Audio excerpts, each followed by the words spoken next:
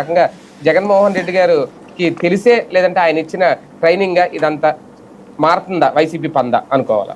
నాకు తెలిసి జగన్ కూడా దాన్ని ఏమంటారు అర్థం కావట్లేదు ఇంత దూకుడు అనేది. ఎందుకంటే క్యాడర్లో కసి వచ్చేసింది. అదే అదే మనకు కనబడుతున్నది ఏంటంటే క్యాడర్లో కసి వచ్చేసింది. సాధారణంగా ఎలక్షన్స్ ముందు కసి రావడం వేరు. వీళ్ళు పదే పదే దొంగ కేసులు పెట్టి ఇంటి దగ్గర ఉన్నోడిని కూడా పట్టుకొస్తున్నారు. నేను అప్పుడే చెప్పా, అనవసరంగా కెలుకుతున్నారు వీళ్ళని. తప్పు చేసినోడి మీద కేసు పెట్టండి, తప్పులే. తప్పుడు కేసులు పెట్టద్దు. తప్పు చేసినోడి మీద కేసు పెడితే జెన్యూన్.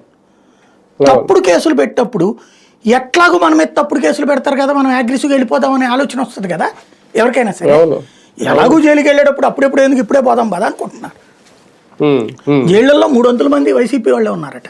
ఎక్కడ చూసినా ఏ జైల్లో చూసినా 300 మంది వాళ్ళే ఉన్నారట. నాయకులు కూడా ఇప్పుడు అంతే కదా. ఇప్పుడు అక్కడ అతను ఉన్నాడు నల్లపరెడ్డి, నేను రెడీ అంటున్నాడు. కాకాని అక్కడే ఉన్నాడు. మొన్న ఎందుకని సురేష్ని విడిచిపెడితే మళ్ళీ ఎందుకని సురేష్ని అరెస్ట్ చేయడానికి ప్లాన్ చేస్తున్నారు. ఇట్లాగా రకరకాల మొత్తం వైసీపీ వాళ్ళు సీనియర్లు ఇట్లాగా అందరినీ కూర్చోబెడుతున్నారు కదా. జైలు నిండిపోయి ఉన్నాయి కదా.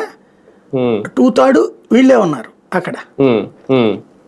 ఇంకా పెడుతూనే ఉన్నారు దొంగ కేసులు, తప్పుడు కేసులు. ఇప్పుడు ఎక్కడ ఎందుకు నిన్న తన్నులు తిన్న హారిక భర్త మీద కేసు పెట్టారట. ఇప్పుడు దాడి చేయించుకున్న వాళ్ళ మీద